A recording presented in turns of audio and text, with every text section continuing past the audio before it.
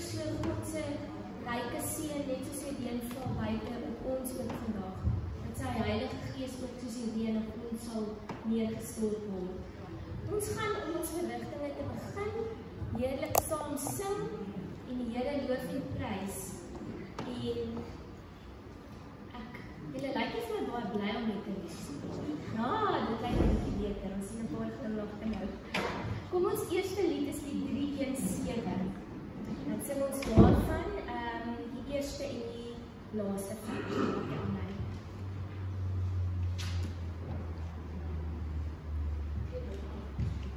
Thank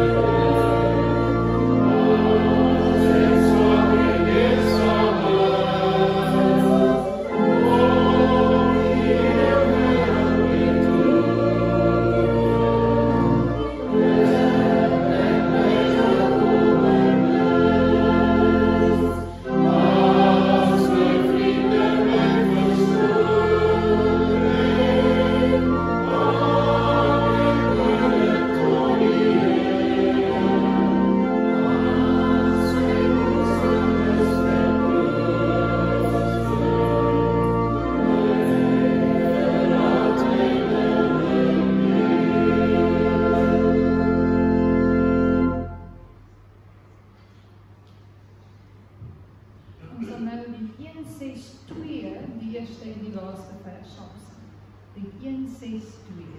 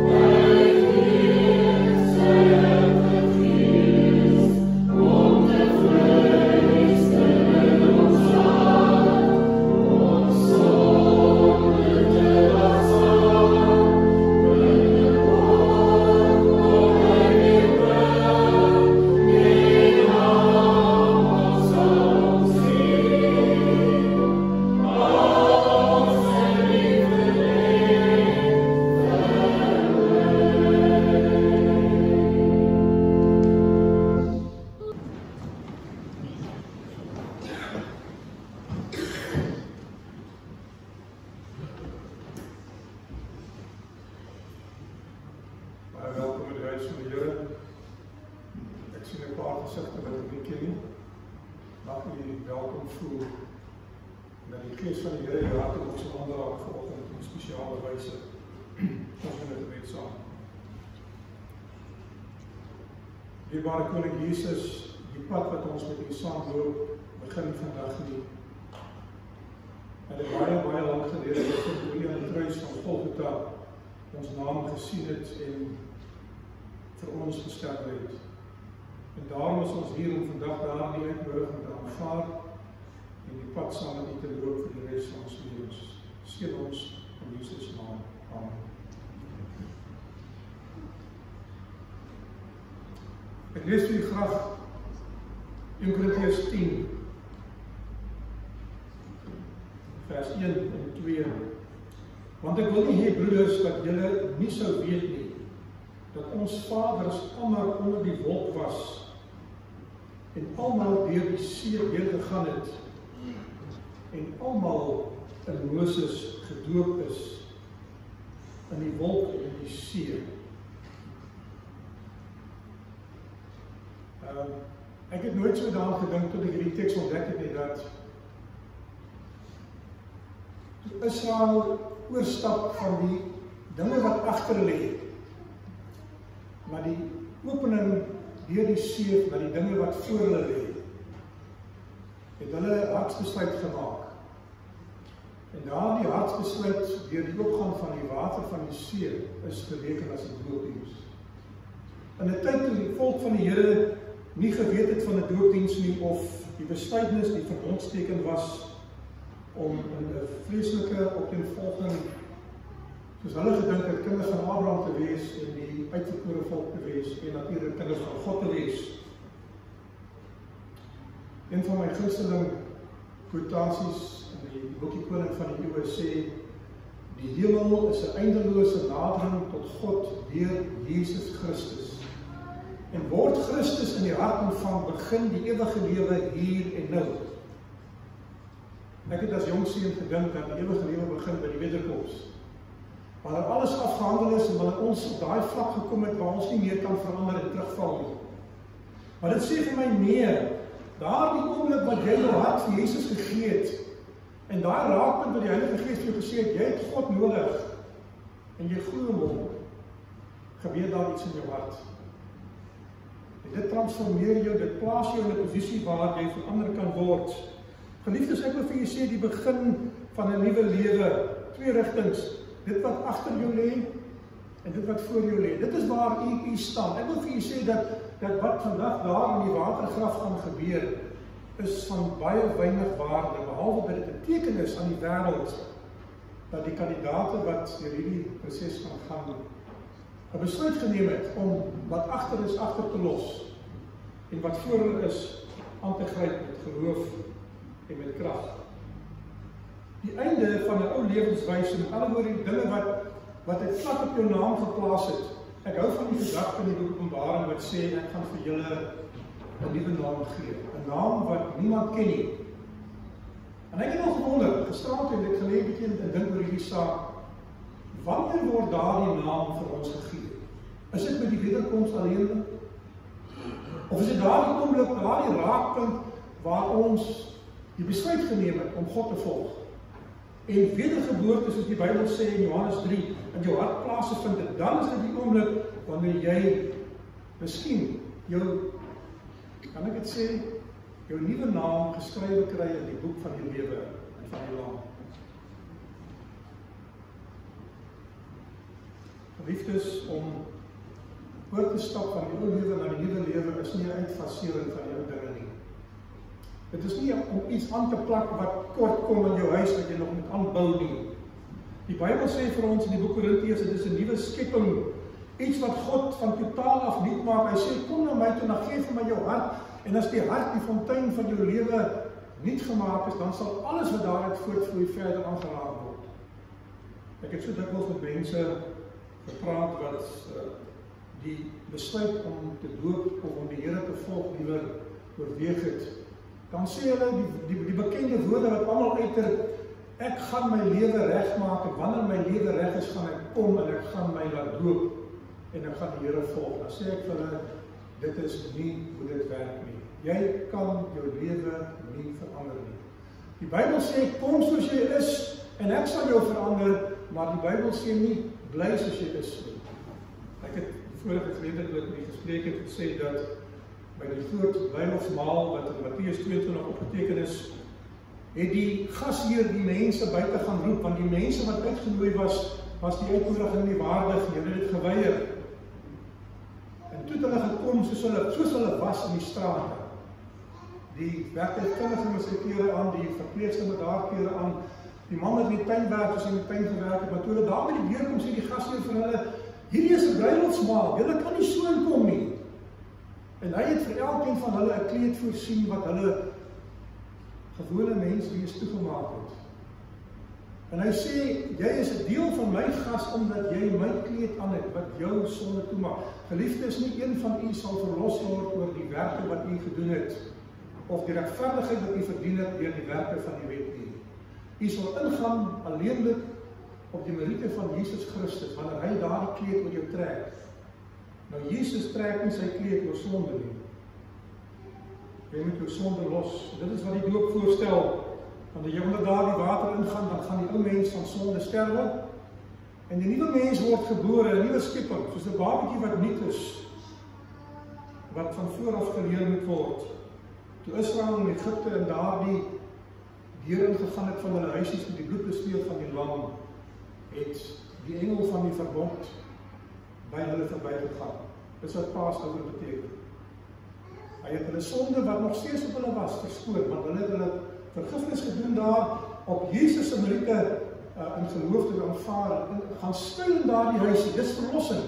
Verlossing is wanneer die Here jou vat en sê, ek maak jou skoon en ek maak jou toe, omdat ek jou sonde aan die kruis weggedra het. Maar langs die pad sê die Here vir Moses, leer die volk dat die manna gaan vir 6 dae val. Leer hulle van die Sabbat. Hulle het nog nie die Sabbat gehou nie. Hy sê vir hulle 2,5 maande later by Sinai, ek gaan vir julle 'n wet voorstel. Hy het nie vir hulle gesê, leer en ken die wet, en as julle die wet volmaak ken en uitleef, dan sal ek julle aan nie mas kinders nie. Verlossing kom eers. Dis die werk van 'n oomblik, dis die werk wat daardie oomblik wat die Heilige Gees jou oortuig het God nodig, en jy aanvaar deur geloof as jy 'n verloste mens. Dan begin jy die pad loop van heilig maak. So liewe kandidaate, die van julle wat deur die watergraf gaan vandag, dit is nie wat daar gebeur wat van belang is nie. Dis wat hier gebeur het. En dis wat God gaan erken.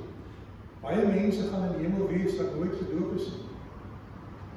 Maar die boek Johannes sê vir ons dat toe Jesus gedoop was, het hy vir ons gedoop. So vir elkeen wat gered gaan word, het hy die doop deurgegaan, al het hy nie sonde gehad nie, sodat ons kan sê en 'n aanspraak maak, ons is wedergebore. Wedergeboorte is nie om by 'n kerk aan te sluit, of om 'n nuwe rigting in te slaan, of om nuwe dinge te doen in jou lewe nie. Dit is daardie verandering wat God jou natuur verander, en van jou 'n nuwe mens maak, nuwe begeertes in jou plaas, en die Heilige Gees jou lewe bestuur. Niemand van ons weet werklik wanneer die oomblik by die Heilige Gees die eerste keer vir ons gesê het, ek het jou nodig, kom na my toe. En die boekie Koning van die Jood sê ook verder dat daar is 'n lang proses wat in die hart van die mens aan die gang is, totdat hy by daardie plek kom wat hy erken dat hy nou moet verander, en dan in die openbare verklaring maak aan die wêreld, ek gaan Jesus volg. Maar die proses het lang terug al gebeur, soos met die tollenaar Matteus. Ek lees dat hy het by Johannes die Doper sy doper by die Jordaanrivier gestaan en kyk en gewens, ek kan deel wees van die groep mense. Maar hy was 'n tollenaar. Hy was nie aanvaar in die kerk nie. Toe kom die Here by hom verby, is dit toevallig, terwyl hy by die tolhek sit en sê vir hom, volg my. Hy het gewag vir daardie oomblik. Hy het nie geweet dit is moontlik nie.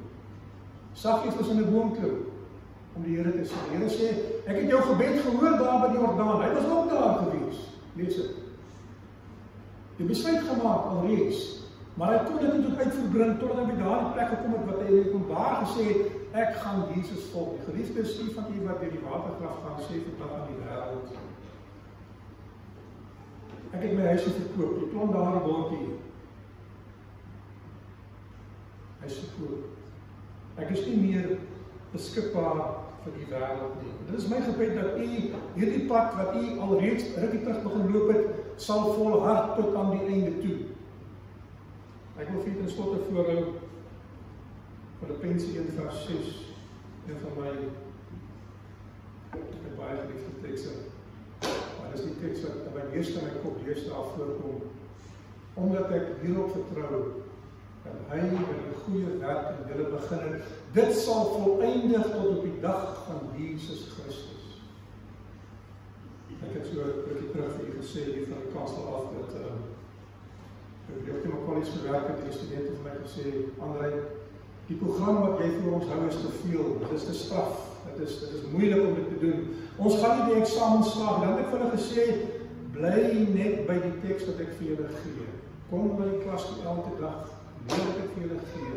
En wanneer julle daar by die eksamen kom, sal ek sorg dat julle voorberei is om daar die eksamen te slaag en goed te slaag. Die Here het vir ons gesê, deur sy woord, dat die geregtigheid wat God vereis vir ons om gered te word, het Jesus voorsien aan die kruis op Golgotha. U moet dit net vat. En dis wat u vandag doen. U sê vir die wêreld, ek vat daardie geregtigheid. Mag die Here vir julle seën dat julle nie sal kom kyk en terugkyk hoe nie. Om hierdie pad wat julle in Jesus begin loop. Amen. Dankie.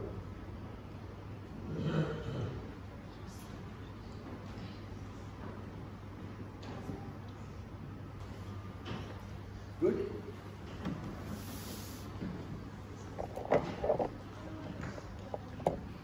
Liefdes, ek stel aan u voor die nuwe babatjies van ons gemeente. Gerard en Sabine, Theo en Jessica, Rika, Naomi en Derek.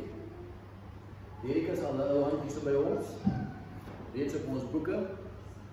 Maar hy het 'n pad gestap saam met die Here en besluit dat hy weer sy volle gewig gaan ingooi. Die wêreld nou nie meer vir hom belangrik is. Ons is dankbaar dat julle hierdie besluit gemaak het en weer eens 'n nuwe verhouding met die Here, met God, gesloot het. Ek gaan vanoggend weer die blokgelofte aflê. In Afrikaans en Engels. En ek gaan jou vra. So wat?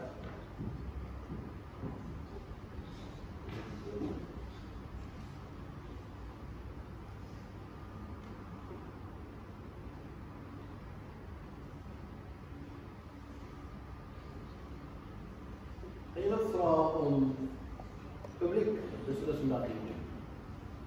Of saam te sê of nie saam te sê. Moet jy nog aan saam sê. Hier op te doen. Dat die hele gehoor as getuienis kan sien dat jy daai besluit gemaak het. Derde gelofte is wat jy gaan aflê. Ek glo daar is een God, Vader, Seun en Heilige Gees, die eenheid van drie ewige persone. I do believe there is one God, Father, Son, and Holy Spirit, and the unity of three co-eternal persons. Ek aanvaar die dood van Jesus Christus op Golgotha as die versoening vir my sondes en glo dat ek deur God se genade deur geloof in sy gestorwe bloed gered is van sonde en die straf daarvan. We accept the death of Jesus Christ on Calvary as the atoning sacrifice of your sins and believe that by God's grace, through faith in His shed blood, you are saved from sin and its penalty. Ek aanvaar Jesus Christus as my Here en persoonlike verlosser en glo dat God in Christus my sondes vergewe het en my 'n nuwe hart gegee het en ek verloon die sondige beeld van daar. Do you accept Jesus Christ as your Lord and personal Savior, believing that God in Christ has forgiven your sins and given you a new heart? And do you renounce the sinful ways of the world? Ek aanvaar deur geloof die geregtigheid van Christus, my voorspraak in die hemelse heiligdom. Ek aanvaar sy belofte van transformerende genade en krag om 'n liefdevolle Christus gesentreerde lewe in my huis en vir die wêreld te lei. Do you accept your faith, by faith, the righteousness of Christ, your intercessor in heavenly sanctuary, and accept his promise of transforming grace and power to live a loving, Christ-centered life in your home and before the world?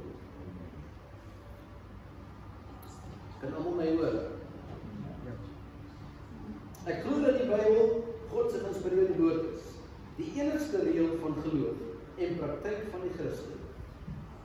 Ek beloof om gereeldheid in gebed en Bybelstudie te bring. Do you believe that the Bible is God's inspired word, the only rule of faith and practice for the Christian? Do you covenant to spend time regularly in Bible and prayer study? Ek aanvaar die 10 gebooie as 'n transkripsie van die karakter van God en 'n openbaring van sy wil. Dit is my doel om deur die krag van die woord van Christus hierdie wet te onderhou. Insluitend die 4de gebod, wat die onderhouding van die 7de dag van die week vereis as die Sabbat van die Here en die gedenkteken van die skepping. Do you accept the 10 commandments as a transcript of the character of God and a revelation of his will? Is it your purpose, by the power of the indwelling Christ, to keep this law, including the 4th commandment, which requires the observance of the 7th day of the week, as the Sabbath of the Lord and the memorial of creation? Ek sien uit na die spoorige koms van Jesus en die geseënde hoop, wanneer die sterflike met onsterflikheid beseë sal word. 1 Korintiërs 15 vers 54 praat daarvan. Terwyl ek voorberei om die Here te ontmoet, sal ek getuig van sy liefdevolle verlossing deur my talente te gebruik in persoonlike sielswennende strewe om ander te help om gereed te wees vir sy glorieryke verskyn. Do you look forward to the soon coming of Jesus and the blessed hope when this mortal shall put on immortality? In 1 Corinthians 15 verse 54 talks about that. As you prepare to meet the Lord, will you witness to his loving salvation by using your talents in personal soul-winning endeavor to help others to be ready for his glorious appearing? Ek aanvaar die Bybel se leer van geestelike gawes en glo dat die gawe van profesie een van die kenmerke van die oorwysel kerk is. Do you accept the biblical teaching of spiritual gifts and believe that the gift of prophecy is one of the identifying marks of the Reverend Church? Ek glo in die kerkorganisasie. Dit is my doel om God te aanbid en die kerk te ondersteun met my tiendes en organes en met my persoonlike dienste en invloed. Do you believe in church organization? Is it your purpose to worship God and to support the church through your tithes and your offerings and by your personal efforts and influence? Ek glo dat my liggaam die tempel van die Heilige Gees is en ek sal God eer deur dit te versorg. Enige iets wat skadelik is vir my, en my van alle onlyn voedsel en alkoholiese drank, van die gebruik, vervaardiging en verkoop van tabak en enige van sy vorme vir menslike gebruik en van die misbruik van of handel in verdowingsmiddels of ander dwelms. Do you believe that your body is the temple of the Holy Spirit, and will you honor God by caring for it, avoiding the use of that which is harmful and abstaining of healthy foods, from the use, manufacture, or sale of alcoholic beverages, from the use, manufacture, or sale of tobacco in any of its forms of human consumption, and from the misuse or trafficking in narcotics or other drugs. Praise the Lord. Ek ken en verstaan van die hele Bybelbeginsels soos in die Adventiste Kerk geleer het. Ek bid om die genade van God om sy wil te vervul deur my lewe in harmonie met die beginsels te orden. Do you know how and understand the fundamental Bible principles as taught by the Seventh-day Adventist Church? Do you purpose, by the grace of God, to fulfill his will by ordering your life in harmony with these principles? Ek aanvaar die Nuwe Testamentiese leer van doop, die ondernomming, en begeer om so gedoop te word, as 'n openbare bewys van geloof in Christus en sy vergifnis van my sondes. You accept the New Testament teaching of baptism by immersion and desire to be baptized as a public expression of faith in Christ and His forgiveness for your sins. Last but not least, ek aanvaar en glo, en jy sê wat in die kerk, die Joodse kerk, die Bybelprofesie is, en dat mense van elke nasie, ras, taal, uitgenooi en aanvaar word in sy gemeenskap. Ek begeer om 'n lid van die plaaslike gemeente van die wêreldkerk te wees.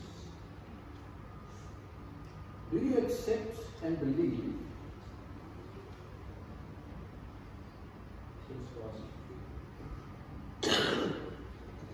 Do you accept and believe that the Seventh-day Adventist Church is His remnant church of Bible prophecy, and the people of every nation, race and language are invited and accepted into its fellowship?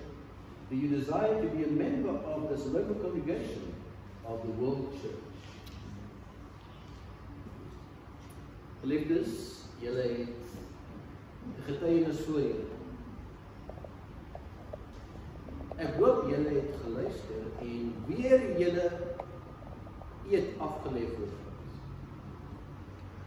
Hier is die oorlewing en sal ek daarby sal bly. Prys die Here vir hierdie 7 siele wat daardie besluit gemaak het. Mag dalk ons laaste kans wees. En nou vra dat die dames hierdie kant toe kom, die mans daardie kant toe gaan aantrek.